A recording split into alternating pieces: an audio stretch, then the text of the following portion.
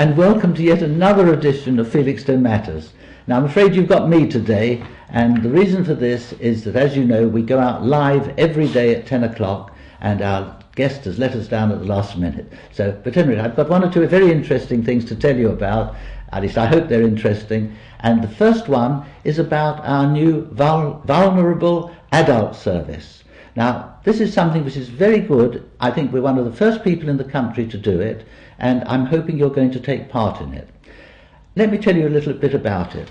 Now, we have got, as you know, children who have problems and have a very difficult way in life, and they gradually get over their difficulties and they get older, but they've got nothing to do. Fortunately, the government has some very good plans for them. They go to clubs, they have all sorts of special days, and they have, you know, people who support them. But what they need really is to get out amongst everyday people so that they know how the world in general works. Now, we are trying to do something about these people so that they can get out. Now, what they need is to have somebody supervising them all day. When I say supervising them, I don't mean sort of somebody in charge of them, but somebody who is looking after them and helping them. Let me give you an instance. We've got one young man, for instance, who is 22 years of age, and he is now, after 6 months working with some of our own workers, he is now capable of going out and doing a jolly good job of work for somebody. He can paint a fence, for instance. He can dig holes. He can garden. He can weed. He can do all sorts of things like that, but he has got to have somebody with him while he does it, because his attention span, naturally, you can understand it, is a bit short. Lovely young man. Now, he's going to be our first person we're going to try with, and this is where I'm hoping one of you out there will come forward and say, look, I'm an old age pensioner, I want to paint my fence. Can you come and help me? And we will be delighted, because he will come to you, and you too will be delighted, because he's willing, he's helpful, he's a nice personality, and he will paint your fence. You've obviously got to provide the materials, and if you're happy to give him £5 or £10 pocket money at the end of the day, well, you'll have had a day's cheap, very good labour and a day's entertainment. Now, you can do this for a whole day, or you can just do it for half a day. Try it out. But do get in touch with me, and I'll come and see you myself, and we'll organise this young man to come to you. If this works, we're going to spread it over, and there are literally, unfortunately, hundreds of these young people about who just are dying to get out and to join the normal world. Now, this young man, when he first came to us, he only had an attention span of about 20 minutes, and he's only ever been with people of the same type, you know, people who've got the same problems. Now, we took a plunge. We first of all tried him in different avenues, but then eventually we thought, well, why not physical labour? Because he's strong, he's well, and he's able. So we put him with one of our daily workers, you know, a man who was a builder. Now, he was treated by this man just as an ordinary person. And do you know, after 6 months, he now talks, you can understand what he's talking about. He doesn't have an attention span of 20 minutes. He knows he has to keep working. But obviously, if there's nobody about, he will tend to stand around and not do very much. This is why we want to do it with somebody. But there you are. There's an opportunity for you, and I'm sure somebody will take me up on it, and I hope make a big difference in a young person's life. And remember, any one of us could have been born with these problems, and so if we can't do something now which helps ourselves and helps them, it's a great shame. But I'm sure somebody will come up with it. Now, I wanted to tell you a little bit about the radio and television. Now, Felixstowe is very well placed because we've got a radio station which goes out on 107.5, and now we're the first people in the country. We've brought the radio and the television under one umbrella. Now, this has got great assets. Number one, first of all, it helps on costs, obviously, and helps on volunteers, because the same people from both sides can help each of the other. The radio has had, unfortunately, a couple of years of a lot of, how shall I say, ups and downs. But now it's a happy, really thriving radio station.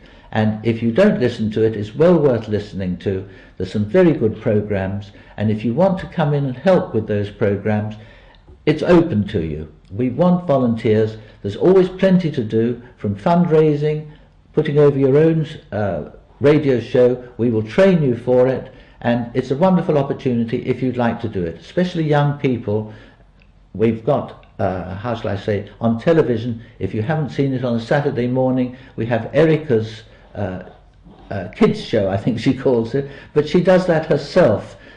The opportunity is there for young people. If there are young people looking in, the opportunity is there for you. If you want to have your own radio show, have your own television show, you've obviously got to have a bit of ability, but we will foster it and we will teach you.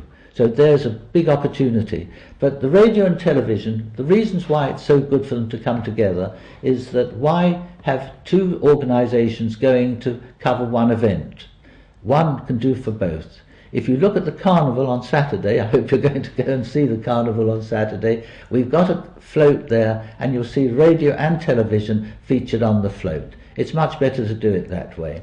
Also, the radio licence specifies that we have to do a fair amount of speech on it.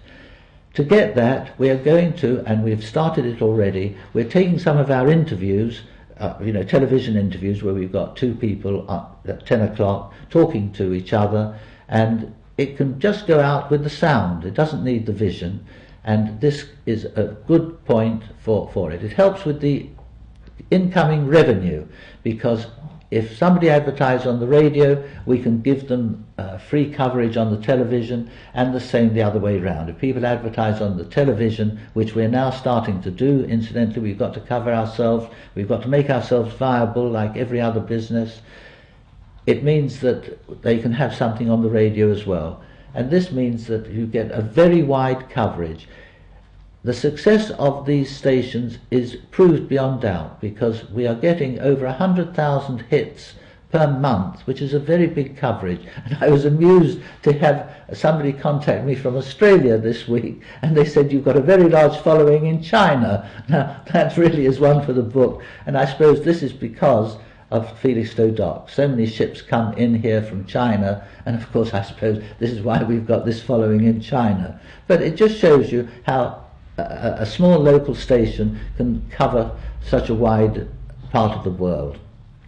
Now, I want to go on there to talk about children, because children, we're talking about the vulnerable adults, we've got the vulnerable children, and we don't realise how lucky we are today, because I go back, of course, to before the last war.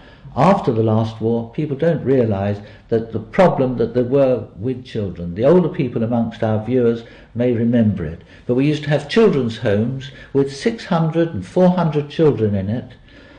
Nobody wanted these children. I suppose it was a result of the war. There was a big spurge of unwanted children. Marriages broke up. There were unwanted children being born all over the place, from the American troops came over. It was chaos as far as the children's world was concerned. And the result was that there were so many unwanted children, they were actually shipping them off to Australia, to Canada, and just getting rid of them out of the country. It was a very sad state of affairs. And not only that, but they were breaking up families. So if you had 2 or 3 children, the children's homes used to run by age. So if a children's home was up to the age of 5, and there was a brother and sister very close, aged 4 and 5, when the eldest one came to 5, they were, believe it or not, they were shipped off to another children's home, and they were separated and probably never came together again. And the same thing happened with families which went, sort of an older child was sent out to Australia, never had contact ever again with his siblings who remained in England. We've no idea the sadness and the heartache that came from it. Now, I had personal experience of this because today, if you want to work with children, the government supports it. And if you foster a child, which I hope some of you will consider doing, having a child into your home, they will give you very adequate money to cover it. But in those days, there was no money to cover it. And I'm going to give you a little bit of personal history now, because it just shows you, it'll give you an example of what I mean and what a difference you can make if you do something about things. We had, my wife and I, and this week on the 15th of August, I've got my 64th wedding anniversary, so it shows you my age. But the problem was that we had 9 children. We lost the first child, and because we lost our very first one, after we had 2 more, we thought, well, we heard this problem about unwanted children, so we thought we ought to do something about it. So the little boy that we lost, we thought, well, it would be very nice. We had 2 more boys after that. We thought it would be very nice to have a little girl. So we went to the authorities and we said, well, we'd like to adopt a little baby girl. And they said, well, everybody wants girls, but nobody wants boys. So well, we're all right, we'll have a little baby boy then. And they said, well, everybody wants babies, but nobody wants the older ones. So we said, all right, we'll have an older one. And then of course they said everybody wants to adopt, but unfortunately there's so many of these children, we've got children's homes full of them, nobody wants them, and they can't be adopted because they've got parents somewhere in the background. So as a result of that, we adopted, which meant we brought him into our family, a young man of 7. Now he was enuretic. The place that he came from, the children's home he came from, they said, well, he'll never amount to anything. Now, I'm pleased to say he is now my eldest son. He's 69 years of age. He's written 3 books. He's run a business. He had the leading photographic studio in Australia. And I'm just amazed, and it just shows you what we can do. And I'm privileged to have been part of it. Now, as a result of that, of course, we were very devout Christians, my wife and I. I studied for the church for 2.5 years, so I was probably brainwashed, but we thought, well, we ought to do something about these children. And we, in actual fact, we took on, first of all, we took on 5, I think it was, a family of 5, and because being Roman Catholics, there were big families, and they were being broken up, which is a very sad state of affairs. So we took them on. I'm pleased to say 2 of those family, unfortunately 2 of them have died, of those 5. 2 of them are coming to see me this coming weekend. We're still mummy and daddy to them. So, you know, it just shows you how a little bit of effort on your part can bring enormous results back to you. And we are very proud and lucky to have been able to do it. But at that time, there was we contacted our local parish priest. We were in a seaside town in Sussex, and he said, I do know that that Westminster Diocese have got a house in Seaford, and they might let you have it. So I said, well, let's find out about it. So we got in touch with Monsignor Wheeler, who later became the Bishop of Leeds, and he said, well, right, this sounds a lovely scheme. If you're going to have a number of these children, we'll let you have this house at a very nominal rent. So we then took over this house, and we had our first of our big family, this family of 5 to start with, and we started off in that way. But then, of course, I think that poor old Monsignor Wheeler, it used to be his holiday home, and so he wanted it back. And so, but he then went to the Duke of Norfolk, who had a big property, Arundel Priory. Those of you who know Arundel in Sussex, as you go up the hill, there's the castle on the right, and there's a huge building which runs up the road, which looks as though it's the castle, or part of the castle, but it's not, it's Arundel Priory. And he said to us, well, the Duke of Norfolk would let you have this. It's been a convent for 100 years, and if you want it, you're happy to have it. I can't remember how much the rent was, a very nominal rent. He offered it on a 15-year lease, and I said, well, happy to do it. You know, this was just sheer madness, I suppose. So we took on this 70-roomed house without any capital. I borrowed £750 to start doing it up, and we started doing it up. And by the time we'd finished, we had 30 children there, and those 30 children didn't come and go. They came to us. We're mummy and daddy to them, and we're still mummy and daddy to the ones who are still alive. Unfortunately, a number of them have died. They've had problems, but we've still mummy and daddy to them. We've got them all over the world, and we were very fortunate to have them. But it just shows you how lucky we are today, because that's not the sort of problem we've got. Children are cared for, and there's a great deal of work done for them. Now, one of the things which is so important, we think today that we've got problems with young people. Now, going back to the 60s, which perhaps those of you who are old will remember the 60s with the mods and rockers. We think we've got our problems today, but they used to descend on towns and, on their motorbikes, and it used to be complete chaos, and the police were very cross about it. Well, because I had Arundel Priory, and we had a big hall there, which has now been made into a theatre, I might say. We had this big hall, and we had a big youth club, and it was a very successful youth club, because we were the first people to try and give the youngsters what they wanted. Youth clubs up to that point had just been purely table tennis and, giving them what the adults thought they wanted. But we gave the youngsters what we thought they wanted, which was dancing, all sorts of things like this. And so we had a very successful youth club, and we were drawing people in from the whole area. Now, the Bognor Council were having a lot of trouble with their mogs and rockers, so they came to me and they said, well, can you come and help us with our problem with youngsters in Bognor?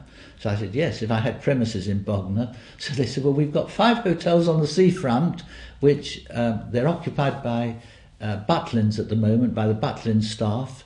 But if you'd like to come and do something in there, you can have those at a nominal rent. So I said, well, as long as I can do what I like with them, you can do whatever you wish with them. So I gathered together a group of young men and boys, youngsters, who were out of work or who were free.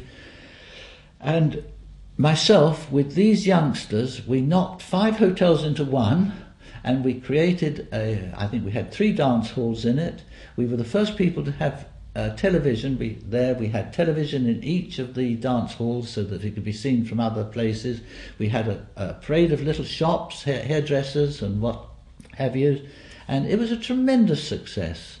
And in fact, we had one of the young men who was involved with it at the age of 14 or 15, was a DJ who you've probably heard of, Mike Reed, and he was one of them. We were the first people to put him on television because we got a tremendous amount of publicity, a lot of it very good publicity. For instance, the News of the World, we had youngsters staying there. We had 2 sides, the girls and the boys were kept separate, but we accommodated, I think, 70 youngsters there. And in fact, Mike Reed, one of his favourite jokes is to say, well, the bands used to come down to play. I used to give them £15 for a night playing, because we were the first people to start all-night raves. And Mike Reed's joke is that he says, well, Eric always used to tell them, you can come down and play as long as you make your beds. And the people, well, of course we'll make our beds. And then, of course, when they got there, I used to present them with the wood and the tools, and they had to make up these bunk beds for themselves. But he still makes that joke today. But Mike Reed, he was a youngster, and we had the BBC came down, and they spent the whole night with us once, and it made a film of it, which went round the world, apparently, which was a tremendous thing. Now, one day we had 2 sections, I say, with I think about 30 or 40 girls in one section and 30 or 40 boys staying in the other. They used to come and pay for this. This was outside people. And one day a young man came up to me and he said, I want to shake you by the hand. He said, I'm a News of the World reporter. He said, I've been here for a week, and I've been trying the whole week to get from the boys' side to the girls' side, and I've never managed it. So we had a whole page in the News of the World which covered it. And so we got some very good publicity. We had a whole page in Woman's Own, I think it was. And then, unfortunately, the way it came to a close was rather sad, because this was the Sunday Express. On a Saturday evening, a man came up to me and said, I'm a Sunday Express reporter. I'd like to do something on you. I said, well, come in. The only way to do it is to come in and mix with people and see what's going on.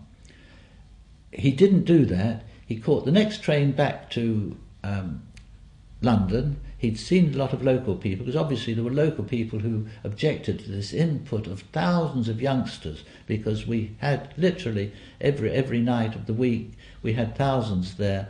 It was on the seafront, but the Shoreline Club was a feature of the South Coast in those days. But he went back to London without having actually been into any one of our things or looked at it. And the next day he put the complaints which had been made about it, said drugs and sex at youth club. First of all, we weren't a youth club, and secondly, we didn't have drug or sex there. This was what the local people thought we must have, but we didn't have it. And obviously I closed the place immediately. I said, I'm sorry, we're not going to have slurs like that put about us. And the Sunday Express did apologise, and they paid us compensation. But the Marquee then, the Marquee Jazz Club in London took it over, and it went to great heights. But it just shows you, I'm very pleased to see that the Shoreline Club is still in existence in Butlins, in Bognor, because Butlins have opened their own Shoreline Club in their summer holiday place. But that's just a little bit about the problems of youngsters in that day and part of my history with it. Of course, we've always been very interested in television, and people don't realise, the significance of television today. We take television for granted. Felixstowe television is part of the future, and one of the reasons it's part of the future is, I don't know whether you've come across the smart television sets which you can see coming into the shops now, and what they are is they are connected to the internet. So you switch on the television and you don't just get, the BBC and ITV and the other Sky and all the other stations. You can get all the internet television stations, and you can get them from America, Australia, Russia, all over the world. And or somebody in Glasgow now can turn on a smart television and look at Felixstowe television. So this is really where the future of television lies. Now, I go back a long way in television. I presented a series of programmes called Pure Invention, which were the forerunner to tomorrow's world, because I had a number of inventions. And just let me tell you this, I'm digressing a bit. I hope I'm not boring you with all of this. I probably am, but at least I'm filling up the space. I had a series of inventions. Now, it brings up the word in my mind of motivation. Today, unfortunately, people aren't motivated to do anything. If they haven't got any money, they complain and they put in another application. Now, I was faced, as I was telling you a bit earlier on, with this huge family to support. I wasn't getting any money, or virtually no money in from the government or from anybody else to support it. I had to do it myself. Because I was motivated, I went out and I made inventions, I started businesses, and I made the money to support it. And it can be done. And this is what I think is one of the sad parts about it. Nobody wants to see people, on little money, but if the money is handed out too freely, they've got no motivation to go out and do anything. At one point, I've done so many things in my life, from fire eating, magic. I appeared with the Robin Hood, the first series of Robin Hood. Some of you may remember it. On television, I was the fire eater in that, and I did magic, and I've had to do it to make the money to keep things going. And the same thing applies today. If you're motivated, if you've got some reason for doing something, you have to go out and you have to make the money to do it. This is one of the reasons why I hope that Felixstowe is a wonderful place. It's got such a big future ahead of it. We've got the pier coming up now, which I hope is going to be a great success. I've seen the plans for it. The boating lake is going to be used as the building site, or for the building things of people, the workers' huts, while the pier is being built. But I've seen the plans, and it looks like a huge building rather than a pier. I don't know whether this is so, but I do hope we will have an old-fashioned pier so people can go on it and perhaps boats come up against it. There's the problems that's going on at the moment about Tesco's. I fully agree with, the thing about shops closing and all the rest of it. But there's another side to it, and here at at Felixstowe TV and Felixstowe Radio, we're neutral on it. We give both sides the opportunity to put their case. But the other side of the case, which I don't hear very often, is worth thinking about, and that is that if there is a big Tesco's in Felixstowe, it will actually bring a lot of people in from an enormous wide range, especially from Ipswich, into Felixstowe, who will then come in as visitors. They say, well, let's go and do our shopping and go and look at the sea. While they're doing that, they'll go into other business establishments and spend money. We've got some wonderful charity shops, we've got some wonderful independent traders, and those people coming in, rather than taking the business away from us, it might actually bring business into these shops. So there are two sides to every question, and I think you have to bear this in mind. I fully support those who think, well, we don't want to lose any more shops, but you've got to think that we've lost fewer shops in Felixstowe than practically any other town in England. And the reason for that is because we get visitors coming in to see the sea. If having another big store brings people in, that's a good thing. We've got to realise too, of course, what a wonderful business we've got in the co-op in Felixstowe. The co-op has a wonderful store there, and people don't appreciate it sometimes. Wonderful offers, and it's only because of the co-op that a lot of our local charities have survived. Not many people know that the local co-op here has financed a lot of local charities to the tune of, I think, £500,000.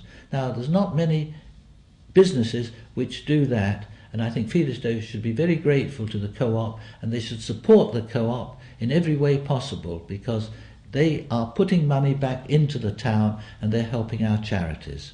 Now, I'm afraid time is running out, and I hope I haven't sort of carried on at too great a length, but I've tried to cover a few bits and pieces which I hope will at least be interesting. You've got the carnival ahead of you this weekend. Do support it. It's a great fun day. We've had the Olympias. It's been tremendous, and it's something which I think we'll never see again. It's a wonderful place to live, England. Felixstowe is a lovely town to be in, and I'm going to say goodbye. Thank you for watching, and we hope you'll come in and look at us every day at 10 o'clock. Thanks.